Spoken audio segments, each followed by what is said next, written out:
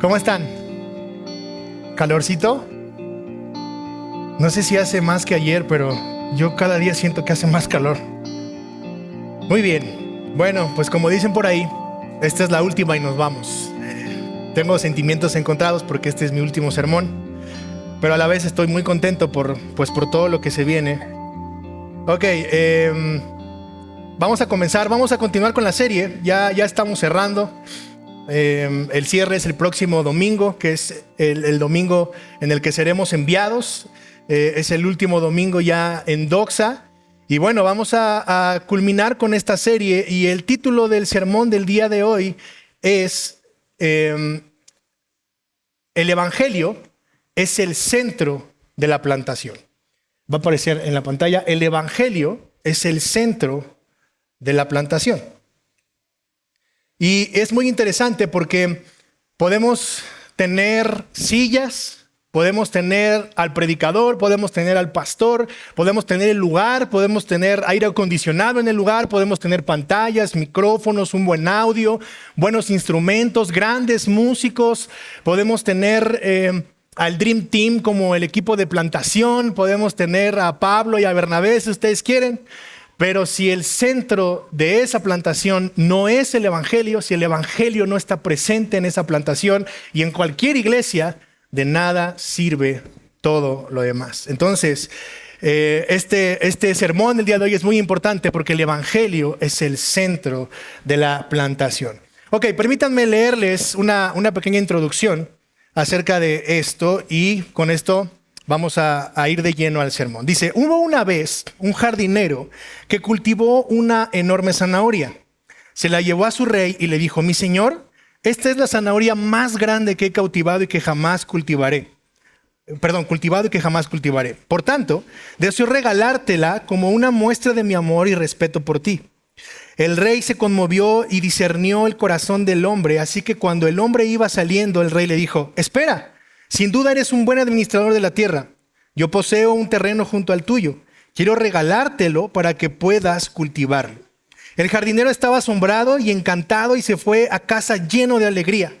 Pero había un noble en la corte del rey que al escuchar todo esto dijo: vaya, si hace eso por una zanahoria, ¿qué hará el rey si le doy algo mejor?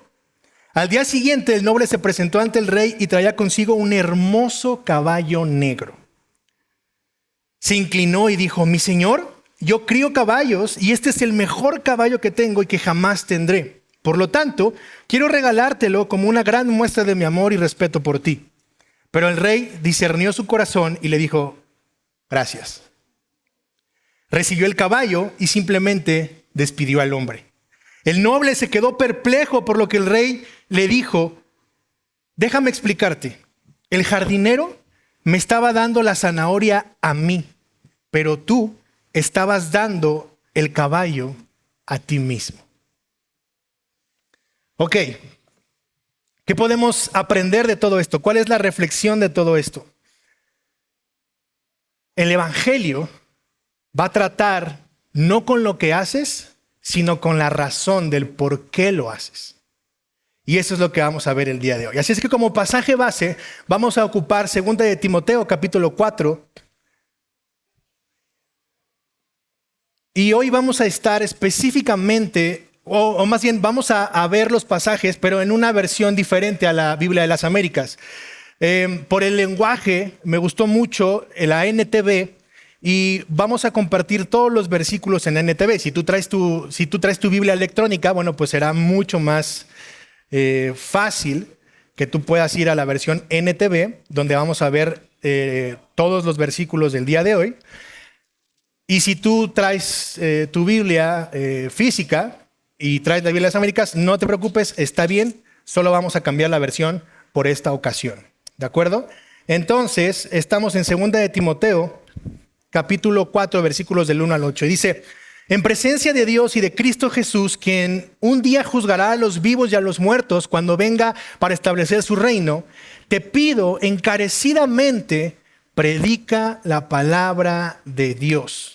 Predica la palabra de Dios. Mantente preparado, sea o no el tiempo oportuno.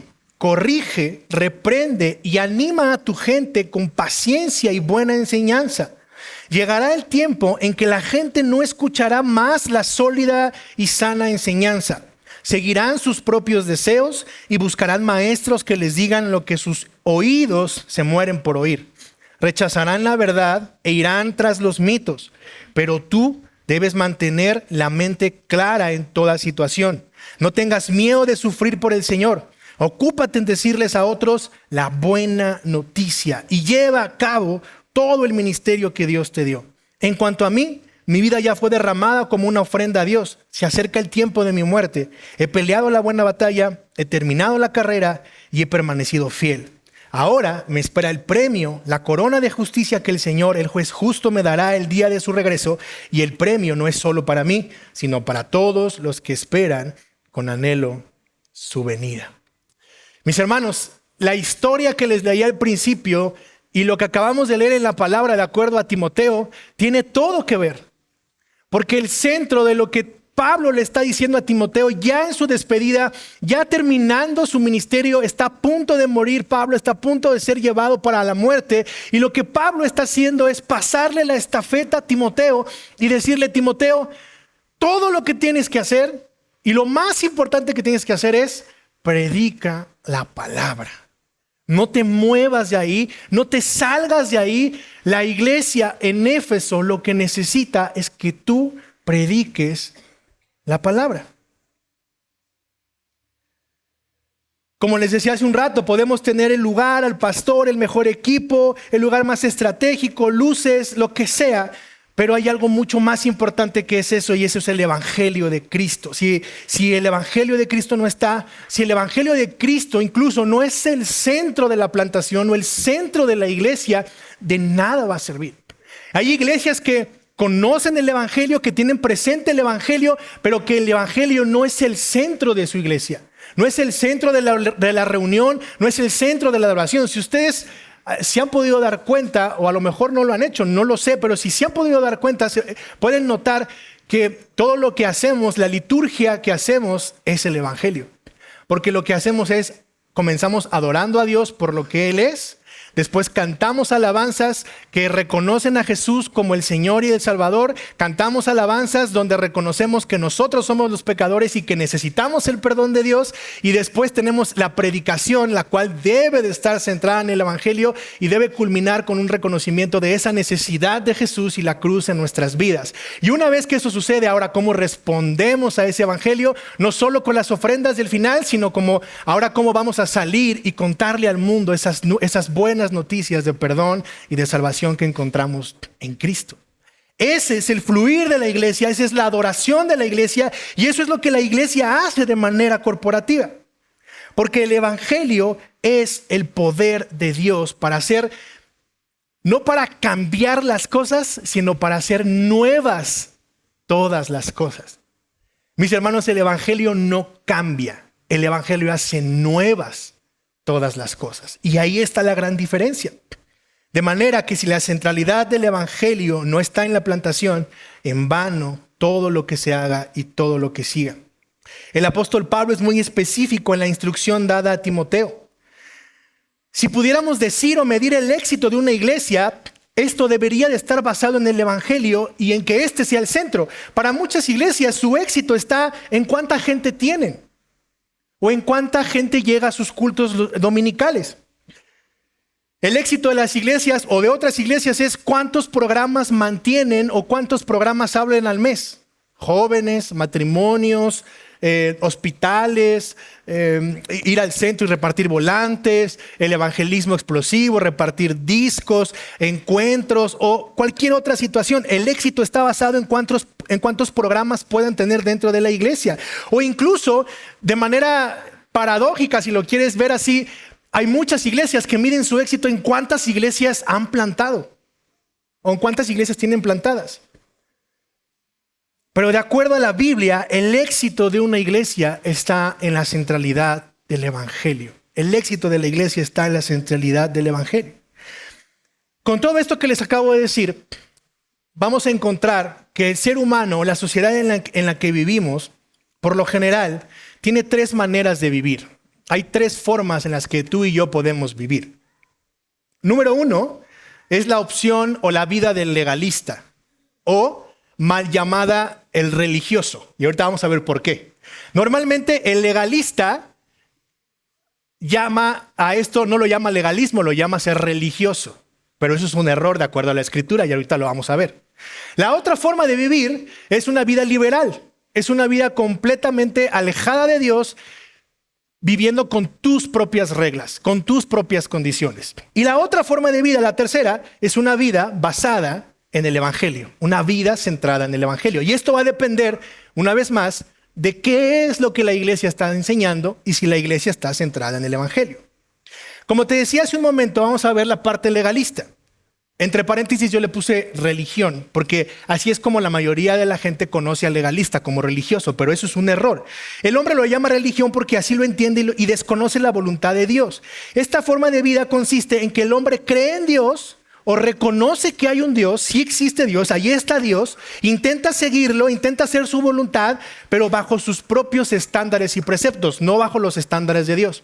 Entonces, sí, Dios está ahí, Dios existe, pero Dios comienza a ser una especie de bastón en la cual tú te apoyas, en la cual es como ese ayudador que tú necesitas cuando todo ya se pone muy feo y cuando se sale de tus manos, cuando ya no es palpable la solución. Entonces sí, Dios debe de estar por allá. Necesito ayuda. Dios, ¿dónde estás? Dios, ¿qué pasó? Dios, ¿por qué me está pasando esto? Dios, ¿por qué haces esto? ¿Por qué me castigas? Eres un Dios injusto, no que nos amas, ¿no? Y empiezan los reclamos hacia Dios. El legalista vive de esta manera.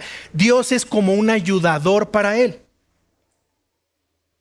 Y todo, absolutamente todo lo que sucede en su vida es basado en su desempeño moral. Entonces, si yo me porto bien, si yo tengo buenas credenciales, si yo soy una buena persona, Dios entonces debería de responderme con buenas cosas y con muchas bendiciones porque yo me estoy portando bien, porque yo estoy haciendo el bien, yo soy moralmente una buena persona. ¿Te ha pasado que hay personas que conoces o familias que conoces y dices, wow, o sea, el esposo es un hombre exitoso, es empresario, ¿no? Y la esposa es una mujer que es una ama de casa y se ve una mujer sumisa que obedece a su esposo y se ve que en el matrimonio se llevan bien, se hablan con cariño, se hablan con amor, tienen una buena relación y tienen 2 pequeños que son muy obedientes. El papá dice una cosa y los niños obedecen y entonces parece ser como una familia que dices, wow. Y cuando hablas con la persona, con el tipo, con el hombre, es un hombre ético, es un hombre honesto, no dice mentiras, no da mordidas. Y la mujer es una mujer reservada, una mujer amable, una mujer hospitalaria y los niños obedientes, no hacen berrinches, obedecen a la primera. ¿Te has topado con gente así? Pero de repente dices, cuando llega el tema de Dios, hasta los ves y dices, híjole, nada más les falta ser cristianos. Y dices, wow, o sea, qué buena familia, qué buen tipo, o sea, se ven bien, se portan bien, parecen ser muy buena onda, hasta podrían ser ejemplares. Y dices, pero nada más les falta ser cristianos. Son moralmente buenos, no le hacen mal a nadie. Y eso, en este tipo de vida, es motivo como para que Dios los vea y diga, wow, qué bien se ve esta familia, qué bien se ve este hombre, qué bien se ve esta mujer. Esos niños, qué bruto, qué bien se portan. Creo que aquí cometí un error, ¿por qué no los he salvado? Como que les falta ser mis hijos a estos cuates, los voy a salvar. Porque veo que se portan muy bien, veo que son éticos, veo que son moralmente buenos. ¿Y saben qué? Si somos honestos, el cristiano promedio vive bajo este estándar. El cristiano promedio es verdaderamente legalista. Llega a un lugar donde la gente está tomando, fumando y bailando salsa y lo primero que hace el cristiano es decir, uff, Señor, mira esta gente. Está bailando, está escuchando música del mundo. Dios, están bebiendo. ¿Dónde está su santidad? Gracias, Señor, porque yo sí te agrado. porque yo sí cuido mi santidad, porque yo sí soy un buen cristiano. Oh, Señor, por favor, no permitas que me contamine de esta gente. ¿Por qué se ríen? El cristiano promedio actúa de esa forma y piensa que se merece el cielo porque él sí obedece a Dios.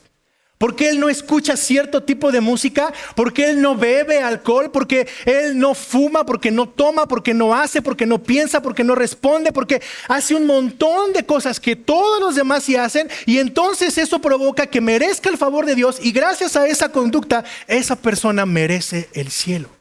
Esa persona sí merece ser llamada cristiana. Yo sí merezco ser llamado cristiano. El legalista actúa por su propia reputación y por su propio beneficio, aunque él dice que es por Dios. ¿Están acá? La otra forma o el otro extremo realmente no tiene mucho que explicar. ¿Por qué? Porque de manera liberal, el otro extremo, que es vivir de forma liberal, lo único que hace es actuar como su propio Dios. En esa forma de vida, esa persona o la persona es su propio Dios. Él tiene sus reglas, él tiene su estilo. Oye, ¿crees en Dios? Sí, yo creo en Dios, pero a mi manera. O sea, sí, Dios está allá en el cielo, ahí está Padre, ahí algún día, no sé, tal vez lo veamos, tal vez no. Pero aquí en la tierra hay una realidad. Y esa realidad hay que vivirla, o sea, ubícate. ¿No? O sea, ¿cómo que eso de vivir por fe y no por vista? No seas payaso. O sea, a ver, vamos a ser honestos, hay que ser reales. O sea, aquí están las cosas, estás en México, siglo XXI, hay violencia, o sea, no me salgas con que Dios y no, a Dios déjalo aparte. Aquí tenemos una forma de vivir y aquí el que no tranza no avanza, aquí el que no se pone listo no la va a hacer, aquí el que no pisotea al otro no puede salir adelante. O sea, aquí tienes que estar al tiro porque primero estoy yo, después yo, al último yo y si sobra, yo. Piensa, actúa y vive de acuerdo a sus propios estándares y si menciona a Dios, lo pone como algo que no juzga. ¿Has escuchado esta idea de Dios es puro amor? Dios no me juzga, Dios me ama tal y como soy. Dios siempre va a estar ahí para cuando yo lo necesite. Dios no mira mi pecado como tú lo miras. Dios no me señala como tú me señalas. Ven como eres. Dicen por ahí. Jesús no es religión, Jesús es una relación. ¿Les suena familiar? Ese es como que el estandarte, ¿no? Jesús no es religión, Jesús es una relación. Y como yo tengo una relación con Jesús, Él y yo somos uña y mugre. Él es la mugre, yo soy la uña, pero somos uña y mugre. Porque esto se trata de una relación. De hecho, ellos llaman a los legalistas religiosos y es ahí donde nace este concepto equivocado. Las personas legalistas no son religiosas, son legalistas. Y ahorita vamos a ver por qué. Ahora, ¿qué es entonces una persona religiosa? Las personas religiosas son aquellas que están convencidas, fíjate nada más, ve la diferencia. Las personas religiosas son aquellas que están convencidas de una verdad ordenada de la palabra y fruto de esa verdad es cómo actúan y cómo viven. Eso es una persona religiosa. Va otra vez. La persona religiosa es aquella que está convencida de una verdad ordenada de la palabra y fruto de esa verdad es cómo actúa y cómo vive. Por lo tanto, el cristianismo es una religión. Pero no es parte de las demás, es la religión. Ahora, ¿qué significa la palabra religión? La palabra religión viene del griego religare, que significa ligado a. Entonces, si tú y yo estamos ligados a Cristo, somos unos religiosos, sí. Pero quiero que saques de tu mente el concepto de legalista. Eso no es ser legalista. Estamos ligados a una religión, ligados a los preceptos y mandamientos que Dios manda a través de su palabra, los cuales utiliza para que por medio del evangelio, eso que hemos visto, eso que de lo que somos confrontados, ahora nos lleva a vivir esa vida que Dios quiere. Y eso es una religión. Cuando dicen que el evangelio, el cristianismo es una relación y no una religión, están llevando el evangelio a un sentido completamente abstracto, donde no hay reglas, donde no hay orden y tú puedes hacer lo que tú quieras, porque tú puedes ver a Dios como tú lo quieras ver y porque Dios es lo que tú digas que es Dios. O sea, si yo digo que Dios es una silla, eso es Dios y se acabó y de ahí nadie me va a sacar. Por eso es que el cristianismo no es una relación, es una religión. Esta semana fue una de las semanas más pesadas que he tenido en mi vida. Sufrí asaltos, no directamente a mí, pero sí sucedió donde trabajo. Y una vez que nos asaltan, o que asaltan a las personas que llegaron a comer ahí, a los 20, 30 minutos pasa un policía, una patrulla de NESA, pasa, nosotros estamos del lado de NESA, da la vuelta, me pita y me dice, ¿qué huele? Y digo, oye, hace 20 minutos nos acaban de asaltar. ¿Saben qué me contestó? No es mi zona.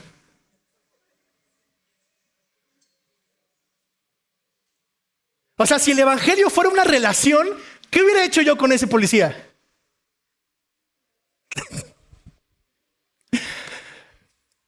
No es mi zona, dice.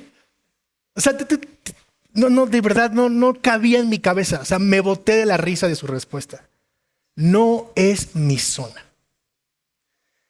Pero como el cristianismo no es una relación, como el evangelio no es una relación, está arraigado en tu corazón, gracias al evangelio, la forma de vida que Dios quiere de acuerdo a su voluntad, y lo único que haces es decir, Dios te bendiga. El evangelio no se trata de una relación diaria, sino de una convicción en el corazón, porque eso ha provocado que nazcas de nuevo. Después, una señora que trabaja con nosotros tiene, yo creo que unos 70, 75 años, y se patinó en la casa donde hacemos la comida y cayó de rodillas y se rompió los meniscos. Hagan de cuenta que cuando se poncha un balón, ¿cómo se hace así que se chupa todo? Así se le vaya la rodilla. Se le rompieron todos los huesos. Y entonces tuvimos que llevarla de emergencia al hospital. Y entonces yo llegué en mi coche, la subimos, la llevamos a un hospital muy cerca de ahí, la atendieron, la vendaron, como que le dieron la atención primaria en ese momento para después llevarla ya a un hospital de especialidad. Y cuando iba hacia ese lugar, ella me dijo, Señor Diego, muchas gracias por traerme, es usted muy bueno. Si el evangelio se tratara solo de una relación, yo le habría dicho, sí, muchas gracias, yo soy muy bueno. ¿Y sabe por qué? Porque voy a la iglesia. Porque creo en Dios, porque soy pastor y porque somos cristianos. Y como somos cristianos, todos los cristianos somos buenos. Somos buena onda. Aunque nos tachen de malos, somos buena onda. Pero como esto no es una religión, no es una relación, es una religión, ¿qué es lo que Santiago, capítulo 1, versículo 26 nos enseña acerca de esto? Dice lo siguiente, va a aparecer en la pantalla. Ok, se cortó, no se preocupen. Santiago 1, 26 dice, si afirmas ser religioso, pero no controlas tu lengua, te engañas a ti mismo y tu religión no vale de nada. Verso 27, la religión pura y verdadera a los ojos de Dios Padre consiste en ocuparse de los huérfanos y de las viudas en sus aflicciones y no dejar que el mundo te corrompa. Wow. ¿Te das cuenta de la diferencia tan abismal que hay de ser legalista a ser religioso? Porque la religión, la verdadera religión, que es el cristianismo, la religión pura que dice Santiago, a los ojos de Dios Padre, hace que nos ocupemos de los huérfanos, de las viudas y de sus aflicciones y no dejar que el mundo nos corrompa. ¿Esto qué quiere decir? Que estamos viviendo una vida de acuerdo a la voluntad de Dios gracias al poder del evangelio. Entonces, ¿cuál sería mi punto? Cuando ella me diga, Señor Diego, es usted muy bueno por llevarme al hospital, mi respuesta debería ser, no soy bueno, soy pecador, como todos los seres humanos, hay maldad en mí, pero ¿sabe qué? Un día Cristo me salvó. Recibí las buenas noticias del Evangelio, de lo que Él hizo por mí sin merecerlo. Y fruto de esa salvación es que mi vida hoy es diferente. Y ahora puedo hacer buenas obras como esta, que es subirle a mi coche, gastar mi gasolina, dejar de tener ingresos solo por llevarla al hospital cuando usted no es ni de mi familia. Y cada día busco vivir el Evangelio. No siempre lo hago bien, no siempre puedo, me equivoco, pero he puesto mi fe en Jesús y vivo en arrepentimiento y fe constantes. Eso es el Evangelio. Eso es la centralidad del Evangelio. No solo en mi vida, sino en la vida de la iglesia. Eso es la verdadera religión. Santiago dice, la verdadera religión es aquella que ve por los demás. Esas son buenas obras y esto es como resultado del poder del Evangelio en nuestras vidas.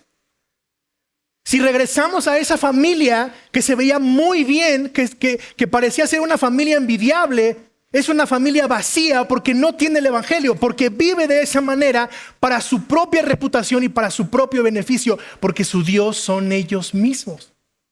Y si vamos al Evangelio, nos damos cuenta que no podemos vivir de esa manera, que somos incapaces de hacerlo, que nunca vamos a pensar en los demás a menos que haya un nuevo nacimiento y el Evangelio haga nuevas todas las cosas en nuestra vida. Y esta, mis hermanos, es el tercer y último punto, si lo quieren ver así. Es la forma de vivir centrada en el Evangelio. Por eso es importante la centralidad del Evangelio en la iglesia, porque el Evangelio no trata con lo que haces, sino con lo que está detrás de lo que haces. Y mi pregunta sería para ustedes es, ¿por qué vienes a la iglesia? ¿Por qué te levantaste hoy? ¿Por qué oras? ¿Por qué no oras? ¿Por qué lees la Biblia? ¿O por qué no lees la Biblia? ¿Por qué saludas siempre a las mismas personas el domingo y no saludas a otros?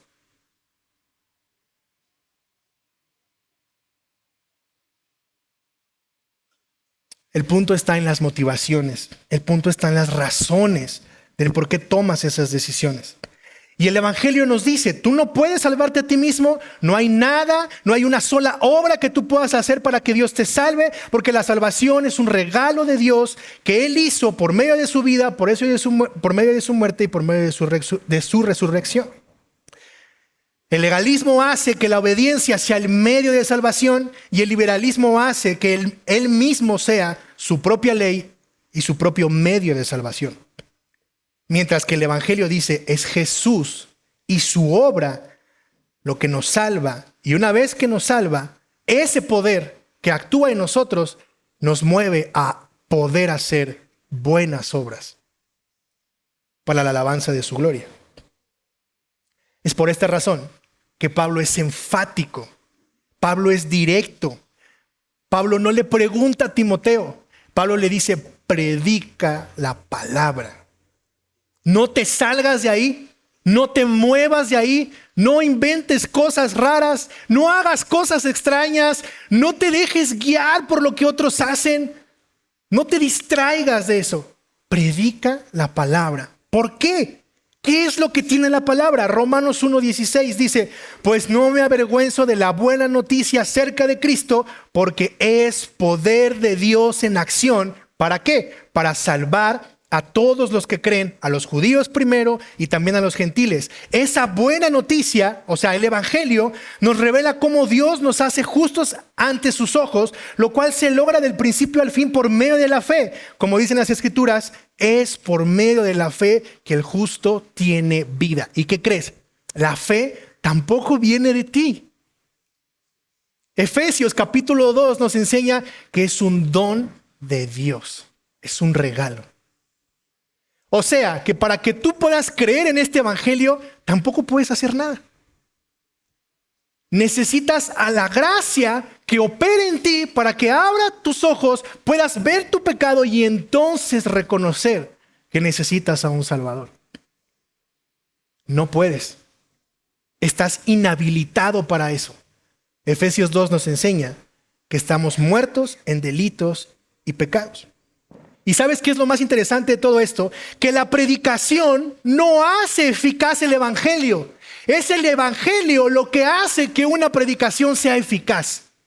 Va otra vez. La predicación no hace eficaz al evangelio. Es el evangelio lo que hace que una predicación sea eficaz. Si la predicación no tiene el mensaje del evangelio, de nada sirvió esa predicación, porque el poder está en el mensaje del evangelio. De hecho, Pablo lo dice de la siguiente forma. Ya estoy terminando. Primera de Corintios, capítulo 1, versículos del 18 al 25, dice, por eso me gustó mucho la NTV. Fíjate bien, el mensaje de la cruz es una ¿qué? Ridiculez. Qué tremendo, ¿no? O sea, que tú vengas y me digas que un hombre vino a dar su vida por ti y por mí cuando ni lo conocemos y que se murió en una cruz y que eso perdona mi vida es ridículo. Es ridículo.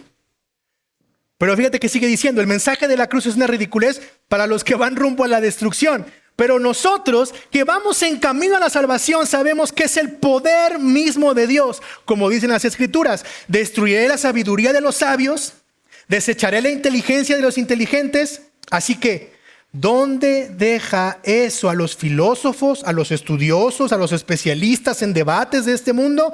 Dios ha hecho que la sabiduría de este mundo parezca una ridiculez.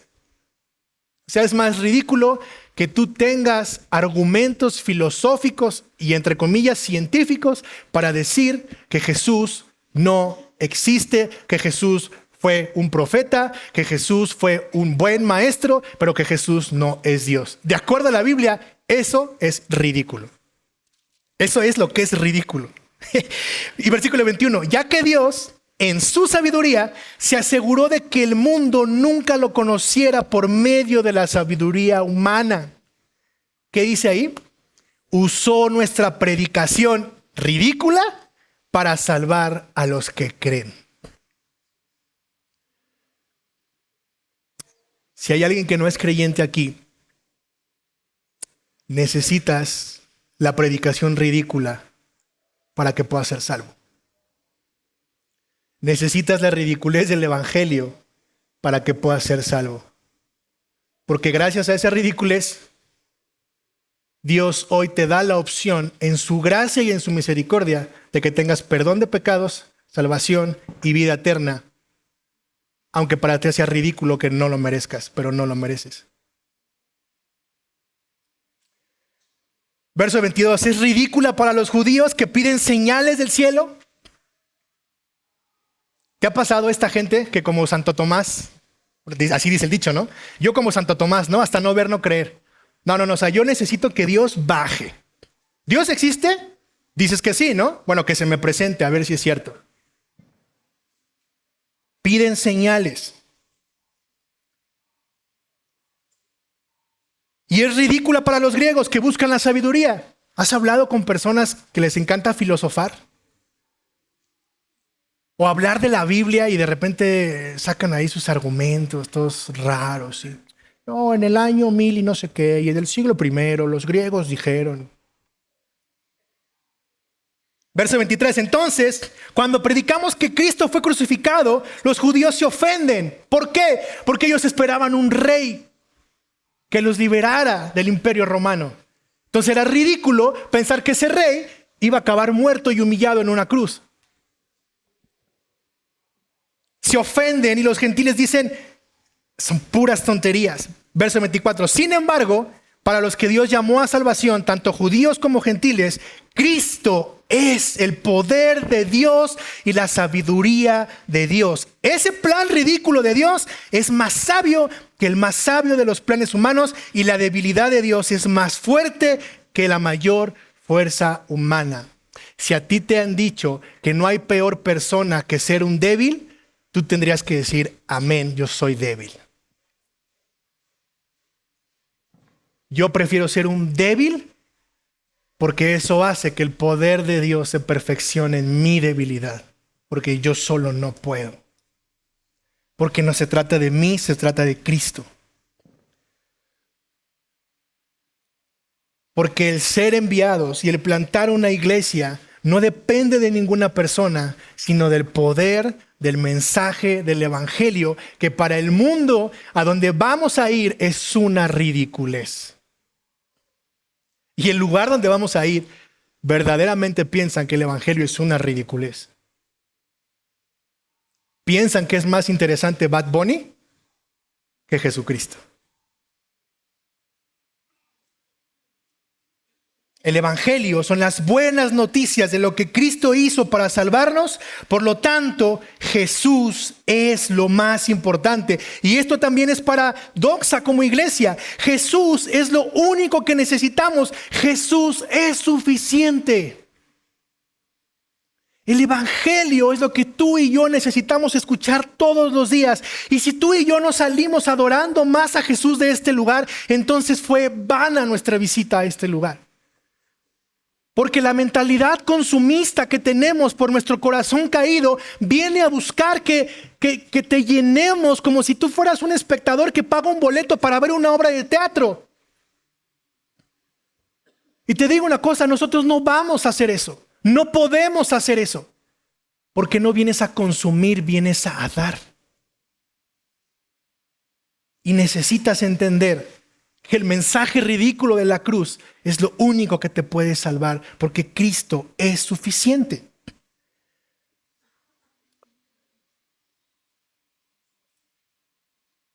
Hebreos capítulo 1, versículos del 1 al 4.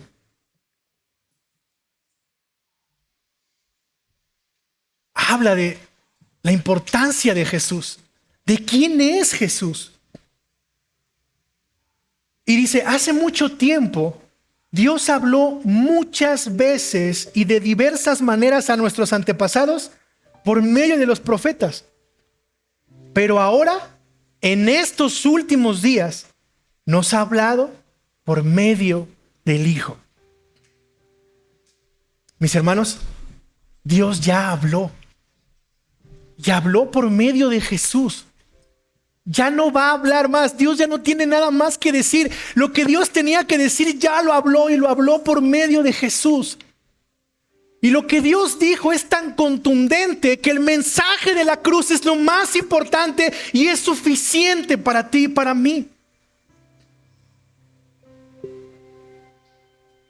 Dios le prometió todo al Hijo como herencia. Y mediante el Hijo creó el universo. Verso 3. El Hijo irradia la gloria de Dios y expresa el carácter mismo de Dios y sostiene todo con el gran poder de su palabra. ¿Tú crees que necesitas algo más que esto?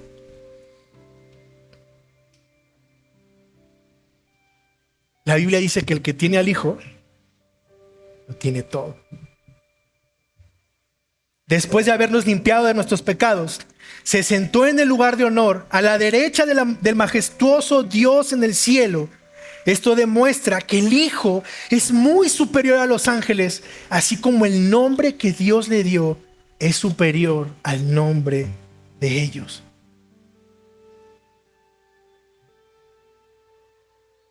Cuando una iglesia está centrada en el Evangelio, empieza a ver cómo ese poder transforma la vida de los oyentes.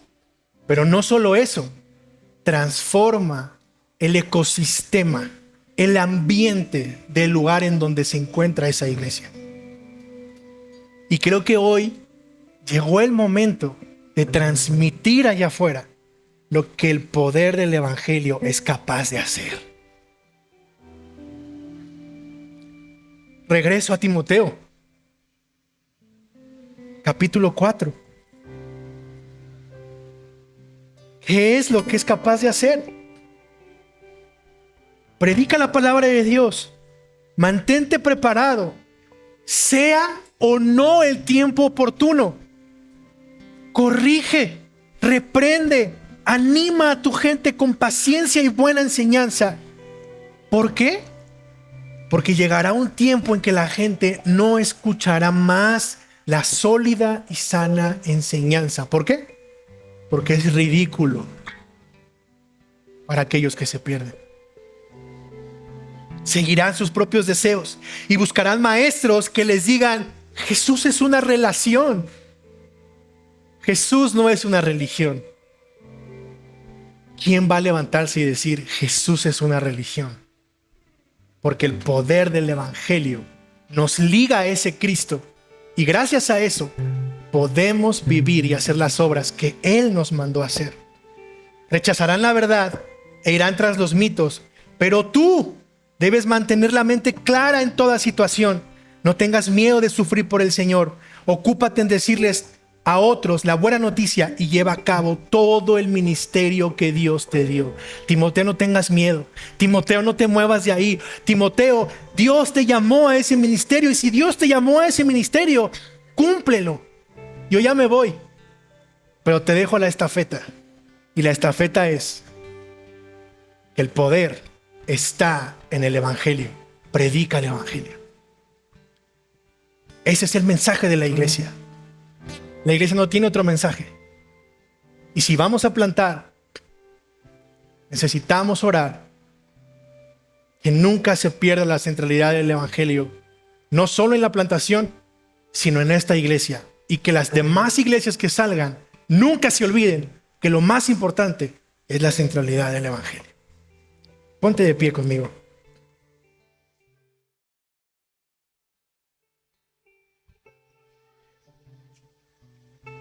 Señor, muchas gracias por este tiempo. Ayúdanos a contemplar a Jesús. Señor, queremos contemplar la cruz. Queremos vernos ahí, Señor, debajo de la cruz, postrados, arrodillados, rendidos ante eso que el mundo llama ridiculez, Señor. Para nosotros es poder de Dios para salvación. Ayúdanos a admirar a Jesús, a adorar a Jesús, a ver que Él es lo más importante, a ver que Él lo es todo, que Él es suficiente, Señor, que mi identidad, mis problemas, mis relaciones, todo lo que yo puedo necesitar está escondido en la cruz. Que pueda ver la belleza de Cristo, Señor, en mi vida y que esa belleza sea tan grande que pueda pregonarla, que pueda predicarla, que pueda enseñarla y decirle al mundo, como dice Santiago, esta es la verdadera religión. Porque la tumba de Buda ahí están sus restos, de Alá ahí están sus restos. Pero si vas a la tumba de Jesús no vas a encontrar nada, porque Él está sentado a la diestra de Dios y gobierna por los siglos de los siglos. Ese es mi Dios. Gracias, Padre, por este tiempo, por esta palabra, Señor. En el nombre de Jesús.